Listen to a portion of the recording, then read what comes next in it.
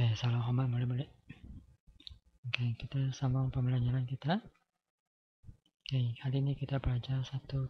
Oke, 1.2.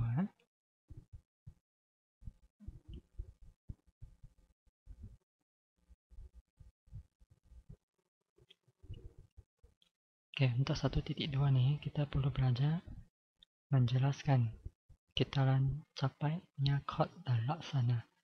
Kita panggil dia sebagai FDE. FDE ya, kitaran capainya kod dan laksana. Lepas itu kita akan belajar apa itu ALU. Oke, ALU. Lepas itu kita akan belajar pemrosesan linear dan semasa. Oke. Kemudian kita akan belajar penterjemah. Kemudian rumusan dia, balasnya atau cara dalam sesuatu proses. Oke, ini lebih kepada topik sebenarnya hari ini. Kita lebih kepada komputer-komputer yang kita beli itu. So, macam mana sedia binanya. Okay, contohnya kita nak, selepas kamu belajar ni, mungkin anda akan dapat tentukanlah apa maksud 1.5, 2.6, 2 core, 4 core komputer. Okay, RAM berapa besar. So, semua ni mungkin akan anda belajar dalam topik ni.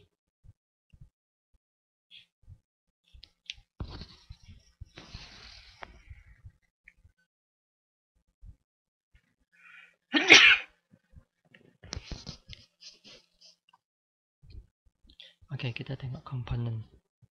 Okay, komponen. Okay, tulis tajuk 1.2 seni bina komputer. Okay, seni bina komputer. Okay, komponen dalam komputer. Ini asasnya komponen. Yang pertama, unit prosesan pusat. Okay, dia ada. Nanti kita belajar macam mana unit prosesan pusat. Okay. Unit peranti input dan output. Okay, ini dua komponen penting ha. Okay, satu lagi komponen ingatan, unit ingatan. So, tiga benda ni lah. Unit prosesan pusat atau kita panggil dia sebagai CPU. CPU kalau bahasa Inggeris kalau BM, BUPP lah. Cukup biasa sebut CPU ha. Okay, unit prosesan input, output. Contohnya input ialah mouse, output contohnya monitor. Okay. Ingatan unit ingatan ini anda tahu kan, main game. RAM handphone, selalu ada RAM and ROM Contohnya handphone kalau ROM besar, mahal kan. Kalau salah betulkan juga. Okay, unit pemprosesan CPU. CPU tengok sini, dia pun pakai guna bahasa Inggeris CPU. Okay, dalam CPU ni dia ada tiga komponen kecil. Yang pertama ALU. Okay, salin tajuk ni CPU. Okay, dalam situ ada unit pertama ALU. Okay, apa itu CPU? Itu sebenarnya adalah otak komputer lah, yang paling penting Okay, ini lupa bentuk CPU tak komputer. i-Core, i7 lagi laju sekarang sudah sampai i berapa? Okay, yang terbaru i9 ya, agak mahal sekarang i9. Okay, unit kawalan. Okay, masuk daftar. Anda selalu dengar RAM and ROM. Sebenarnya ada satu lagi daftar Okay, kita tengok satu-satu. ALU untuk apa? Operasi, arithmetic dan logik. Okay, operasi campur tolak di sini semua ada logik, true or false. Okay, unit kawalan ini kawal. Okay, unit kawalan mengawal operasi ingatan, pemprosesan dan peranti output dan input. Okay, contohnya anda plug in mouse baru. Okay, semua ada control di sini ataupun baik paparan pergi ke monitor. Kemudian daftar ataupun kita biasa sebut sebagai register. Okay, ini untuk menyimpan data secara semula jadi ini bukan ROM kan.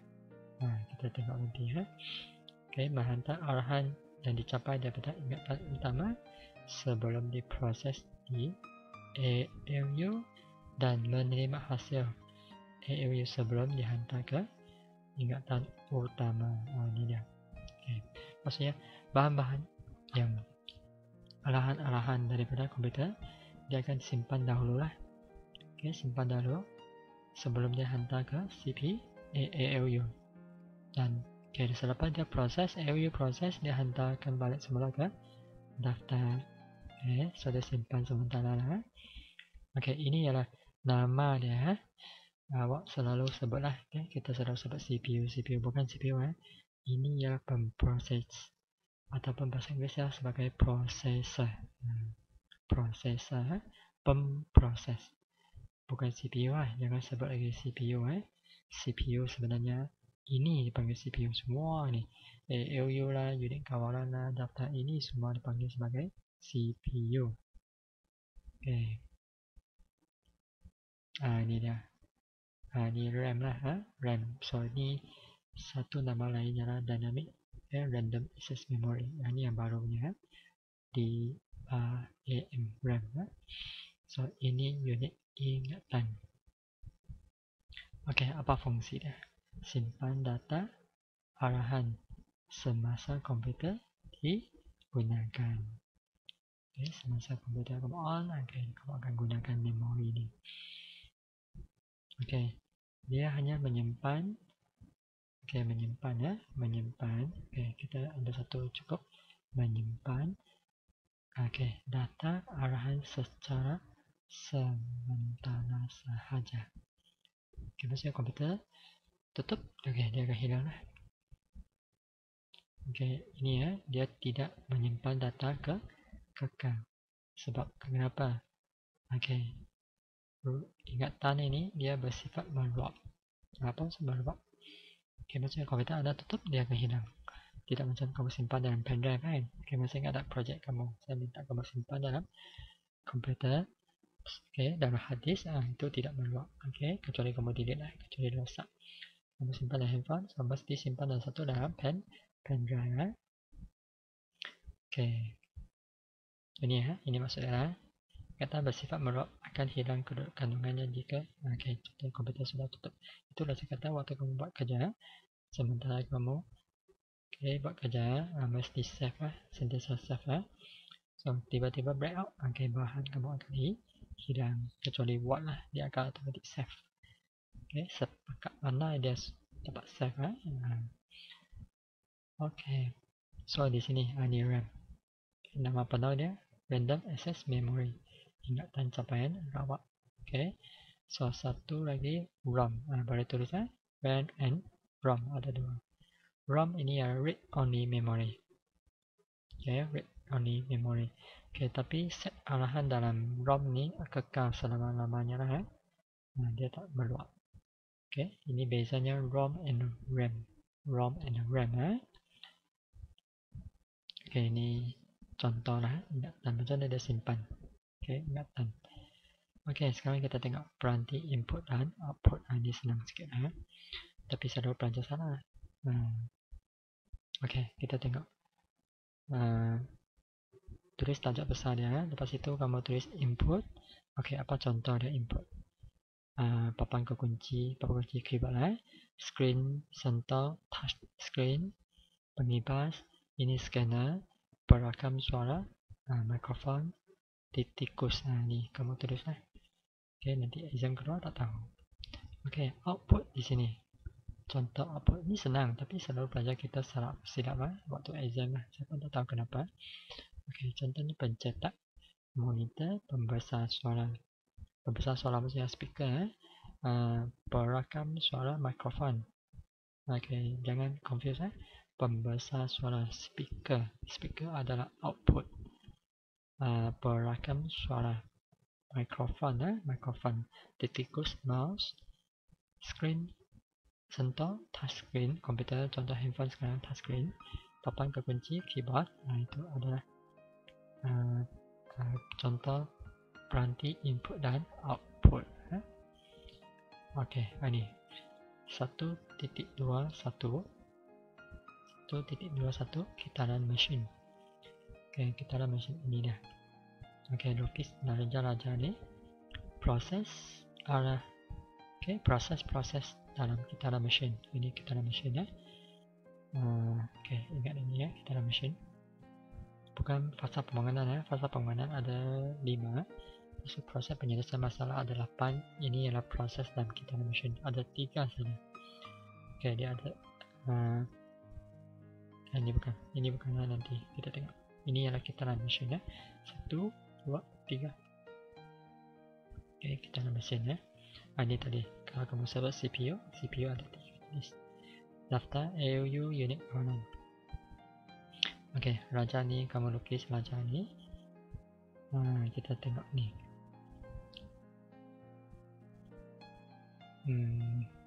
Okay, kita tengok ha. Okey, kitaran mesin apa dia? Capai. Okey, capai. Okey, dia memberi isyarat supaya pemprosesan mencapai data dari ingatan utama dan disimpan dalam daftar sementara menunggu di proses. Okey, capai ya. Beri arahan sementara. Okey, dia simpan ya. Sementara dia menunggu di proses. Nya. Okey, nya kod. Okey, menya dan menterjemahkan. Okey, nya menterjemahkan arahan bagi menentukan jenis operasi yang dilaksanakan oleh ALU. Dia operasi apa? Operasi tambahkan atau tak? Okey, laksana. Okey, melaksanakan operasi arithmetic logik. Okey, ini dia laksana. Okey, kita tengok di sini ada raja tak? Okey, semua perisian komputer dibina daripada set arahan. Okey, kemudian arahan dikodkan dengan perduaan kan, masih ingatlah form 1 kita belajar. Okey, kita capainya kod ni ialah urutan proses yang perlu diikuti oleh pemproses dalam memproses arahan sehingga selesai. So itu saja, komputer hanya memahami asas 2 saja kan.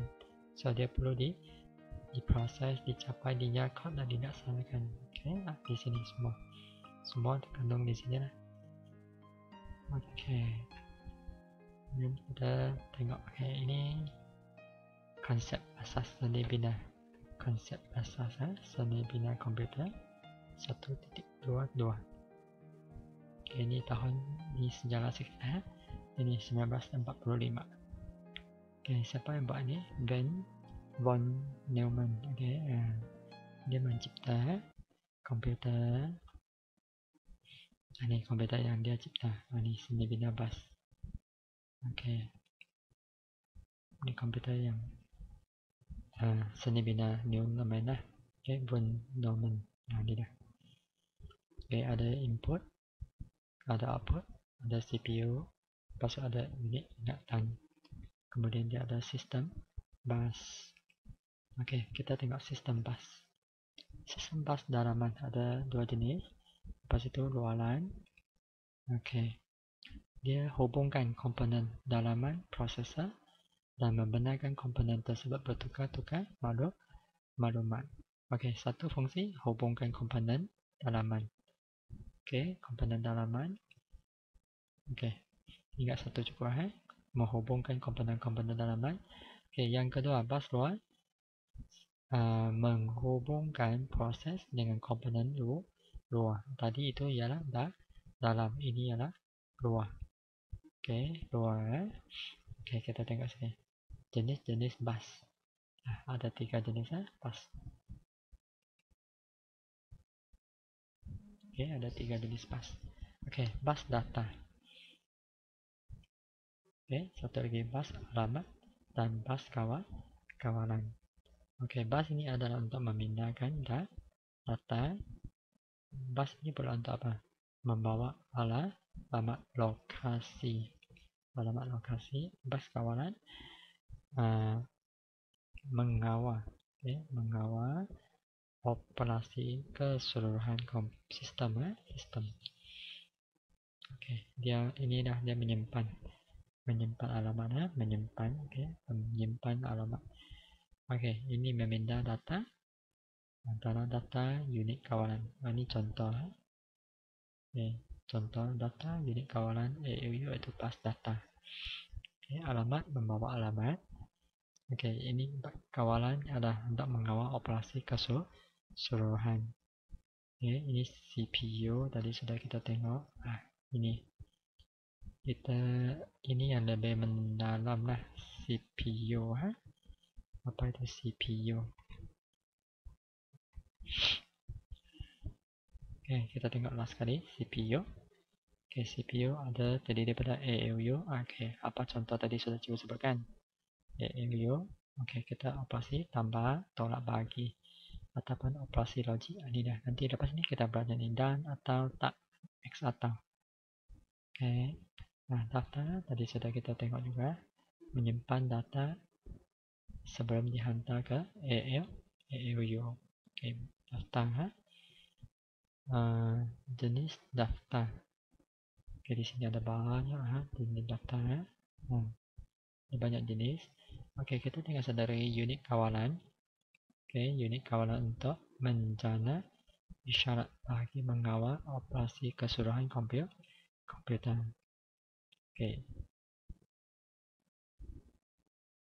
Ini input utama ialah dayutan isyarat dari sistem jam. Unit kawalan ini mengandungi penyiar kod arahan dan logik pemasaran serta kawalannya. Ini sistem jam, clock system. Apa itu clock system? Ini dah. Ini yang selalu kita sebut laju-laju tidak komputer kita menjana dayutan elektronik pada kadar yang terbahagi menyeragamkan semua operasi komputer. Maksudnya ni ada tak jumpa ni? Ini agak kecil lah. Ni dah. Ni selalu kita tengok Intel Core i7 Adreno 3.6 giga. Ini gigahertz lah. G huruf besar, hash huruf kecil, Z huruf kecil. Hash huruf besar, Z huruf kecil. Di sini tiga ni mana satu yang lebih laju? Tentu ini kan i7 yang terbaru. Dia ini lagi laju. 3.6. Ini contoh lah. Ini contoh. 1 MHz sama dengan ni 1 apa? Macam mana sebab ni? 1 juta kan? Kita dalam sesaat. 1 GHz sama dengan 1000 MHz. Boleh ingatkan dua ni lah. Ingat dua ni. Jika diberi 1 GHz, berapa kita dalam sesaat kan? Ini dah. So, boleh ingatkan ini. Ini adalah, maksudnya semakin besar nilai ini, maksudnya komputer itu semakin laju lah. Ini asas lah. Ini gigahertz. Sebenarnya itu adalah sistem jam ataupun clock system. Itu sebenarnya dayutan elektronik. Itu sahaja. Yang lain kita sambung kemudian. Sekian, terima kasih.